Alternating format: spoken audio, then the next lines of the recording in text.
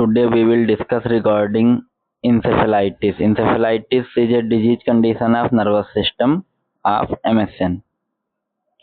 तो इसमें डेफिनेशन होगी an inflammation of brain parenchyma refers to functional tissue in the brain that is made up of two types of brain cells, neuron and glial cell. तो neuron जो structural and functional unit होती है nervous system की neuron होती है, और supporting cell जो होती है उसको ग्लियल सेल होते हैं। ग्लियल सेल अगेन 5 टाइप में होती है, आप लोग पढ़ेंगे एस्ट्रोसाइट, ओलिगोडेंड्रोसाइट, स्वान सेल, वो सब अलग आप पढ़ेंगे भी, वो ना फिजियो में पढ़ा भी होगा। And inflammation of brain parenchyma, जो ब्रेन की पैरेन्काइमा मतलब न्यूरॉन और न्यूरोग्लिया है, इनमें इन्फ्लामेशन होता है, उसको इंसेफेलाइटिस बोलते हैं। ये है ब्रेन के अंदर, तो ब्रेन के अंदर इन्फ्लामेशन होगा, सिंपल सी बात है।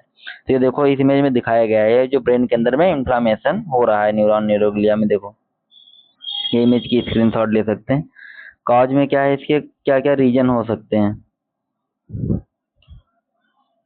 इसमें लीड, आर्सेनिक और कार्बन मोनोऑक्साइड टॉक्सिसिटी, जो ये आर्सेनिक और कार्बन मोनोऑक्साइड की टॉक्सिसिटी है बॉडी में, वो उससे हो सकता है। Infection, example typhoid fever, measles, chicken pox, इनसे हो सकता है। ऑटो इम्यून डिजीज भी खुद से हो सकता है। Viral, example arbovirus, herpes simplex और रेबीज वायरस, ये इसके कॉज हो गए। साइन सिम्टम में फीवर होगा, क्योंकि इन्फेक्शन जैसे इन्फ्लामेशन अगर हो रहा है तो फीवर होगा ही होगा। सीजर्स, कंफ्यूजन, स्टूपर और कोमा। अफेजिया, जो अफेजिया का मतलब होता है इनएबिलिटी टू कम्युनिकेट, किसी से बात करने में दिक्कत को बोलते हैं अफेजिया, कम्युनिकेशन में दिक्कत, difficulty. Motor environment, involuntary movement. Involuntary movement का मतलब जो मूवमेंट हो रहा है बॉडी का उसमें इनवॉलेंटरी, तुम्हारी इच्छा नहीं, अनैच्छिक मूवमेंट जिसको हिंदी में बोलोगे, तुम्हारी इच्छा से मूवमेंट नहीं होना, कपकपाहट टाइप का, वो बोल सकते हो। Headache, nausea, vomiting, stiffness of neck, neck का स्टिफनेस हो जाना। फोटोफोबिया, फोटोफोबिया का मतलब होता है इसको लाइट से डर लगना, सनलाइट या लाइट से डर लगना। न्यूरोलॉजिकल डिफिसिट, इंक्रीज आईसीपी में काज अनकॉन्शियसनेस, आईसीपी बढ़ेगा उसकी वजह से अनकॉन्शियसनेस या सेमी कॉन्शियसनेस भी हो सकता है। मोटर वीकनेस, मोटर वीकनेस मतलब कोई भी जो काम है वो सही से नहीं कर पाएगा, उसका जो मोटर फंक्शन है वो वीकनेस होगी। बजारे बिहेवियर, इसका बिजारे बिहेवियर का मतलब होता है एक एबनॉर्मल मूवमेंट बॉडी का, नहीं एबनॉर्मल जो बिहेवियर होगा उसको बिजारे बिहेवियर बोलते हैं, अलग टाइप का कुछ इसका व्यवहार, विचित्र व्यवहार, उसको bizarre behaviour. Memory loss, ataxia, ataxia का मतलब होता है lack of coordination, awkward movement, अगर जो कोऑर्डिनेट पेशेंट चल नहीं पा रहा है सही से उसको बोलोगे अटेक्सिया। इसमें तो अटेक्सिया, फेजिया, बिजारे बिहेवियर तीनों का मतलब सही से याद रखना। Diagnostic evaluation, physical examination, MRI, brain biopsy. MRI का मतलब मैग्नेटिक रेजोनेंस इमेजिंग, ये एक इमेजिंग टेस्ट है। ब्रेन बायोप्सी मतलब ब्रेन का टिश्यू थोड़ा सा लेके उसकी बायोप्सी करना।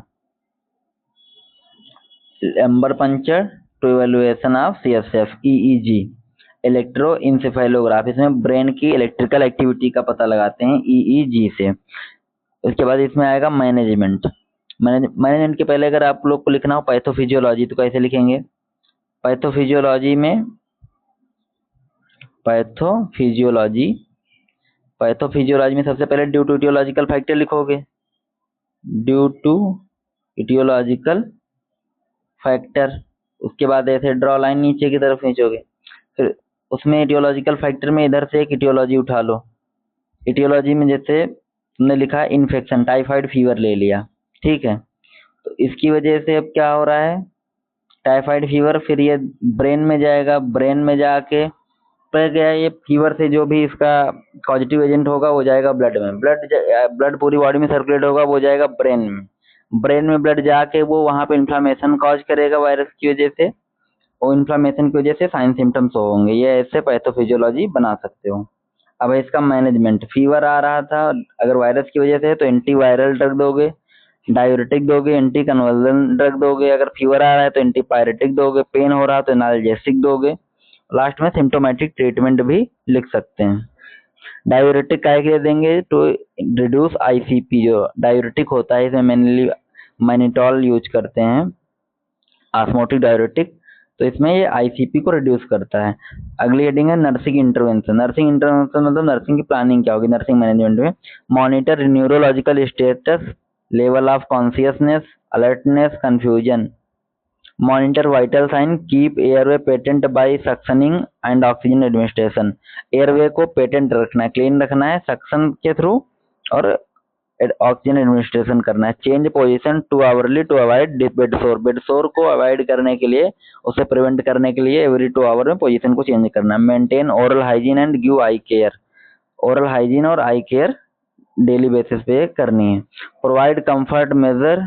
कंफर्ट मेजर में क्या करोगे, इसको फोटोफोबिया था तो लाइट क्या होगी, डिम होगी। Quiet and comfortable room. Facilitate for physiotherapy and speech therapy. इसके लिए फिजियोथेरेपी और स्पीच थेरेपी के लिए फैसिलिटेट करोगे।